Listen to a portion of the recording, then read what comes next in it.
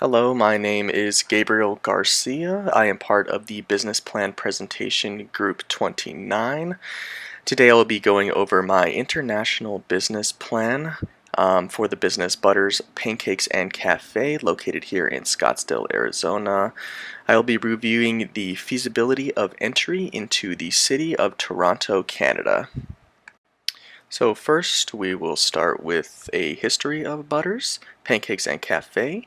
It is a privately owned breakfast and lunch restaurant founded in 2011 by three brothers, Chris, Ted, and George Cyrigelis, out here in Scottsdale, Arizona. So they did have one location, but they did manage to open a second location in 2016 in the same city of Scottsdale. Something that makes Butters unique is that they do pride themselves on seeking out only organically grown ingredients from local farmers and producers and believe in giving back to the community by sourcing their meats and breads from local butchers and artisanal bakers.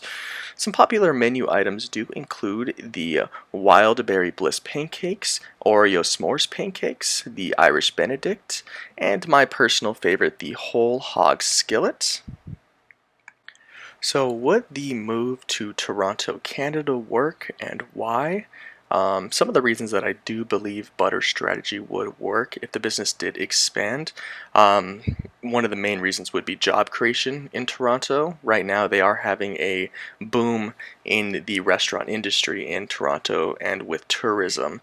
So being able to give jobs to the local citizens in the area would be a big plus.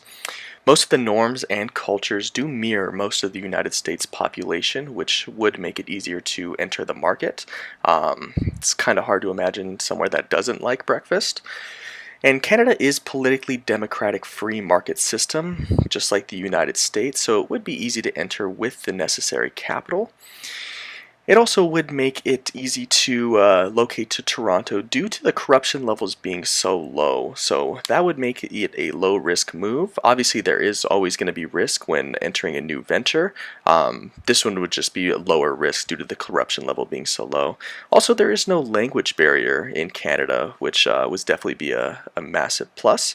Obviously, they're going to have to do the market research in order to figure out the regional customers' needs and wants in order to obviously boost a marketing campaign in order to convince the people of Toronto that it is an amazing place to eat and that they should go there. So there are also plenty of reasons why the move to Toronto possibly would not work. First off would be the competition level in Toronto. This would have to be minimal in order for Butters to compete in the market. Since there are already established businesses in the area, they would have to compete with that.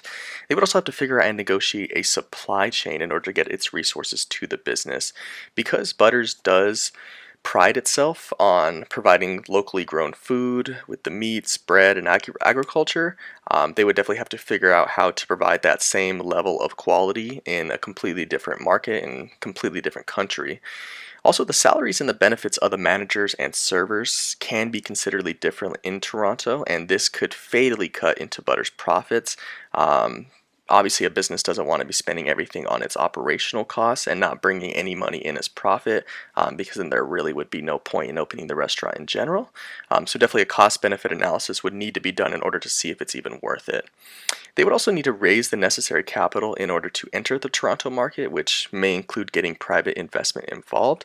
This isn't necessarily a bad thing, but it definitely can be difficult.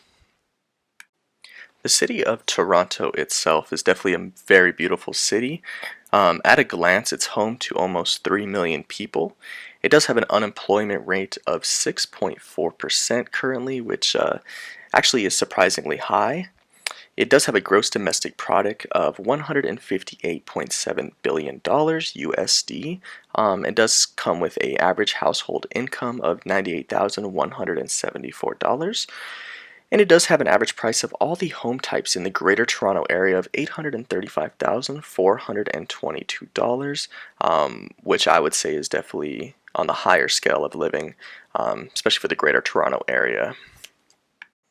Now, looking at the food industry in the Ontario region as a whole, in which Toronto is located in, 71% of the food service businesses are classified as small businesses, which is definitely a great thing for Butters since they are classified as a small business as well. 62% of the food service businesses in Ontario are profitable, with businesses averaging around 53,000 in net profits annually, which is definitely a great thing. You don't want to go into a market knowing that it's not profitable. Also, Ontario region is the #1 food processing area in Canada and is the third largest in North America. So this is definitely a great thing for Butter since they do pride themselves on the locally grown food.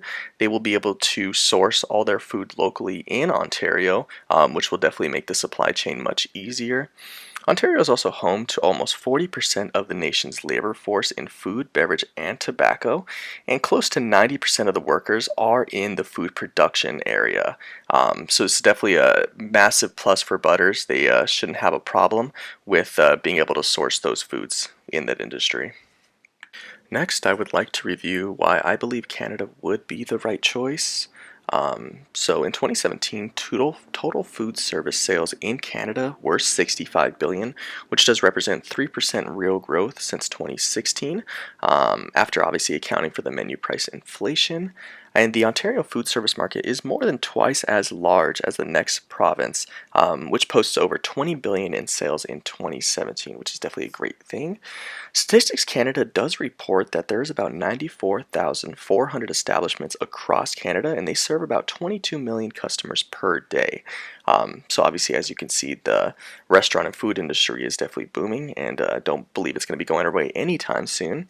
So since 2014, Canada's food service has steadily grown an average of 5% per year, and between 2019 and 2021, the food service sales are forecasted to grow each year by 4%, which is obviously an amazing growth, especially if they continue that path. Restaurant sales accounted for 53 billion or 80% of the total food services sales in Canada in 2018. This is a massive plus for Butters since they are a restaurant. Being that 80% of the Canadians do prefer, obviously, restaurants, this is a massive plus for them. They also have a booming tourist economy. It grew by 6% in 2017 year on year, and especially with the Toronto Raptors just winning the championship, I don't believe the tourism is going to be dropping anytime soon. And the Destination Canada reported that food and beverage sales grew by 6%, which contributed to over 5 billion Canada's food service economy and profit, which obviously is amazing as well. So as you can see, Canada is definitely a growing nation still.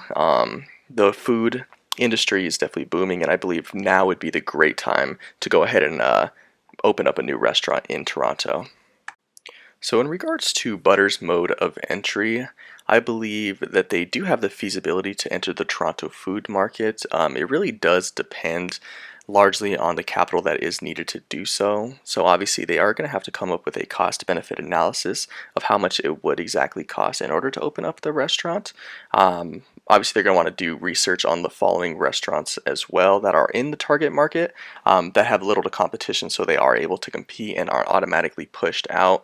They definitely need to start with a single restaurant, observe the pros and the cons of that restaurant and how it does function in the city of Toronto. From there, they can obviously expand to multiple locations throughout Toronto and possibly the rest of Ontario as well.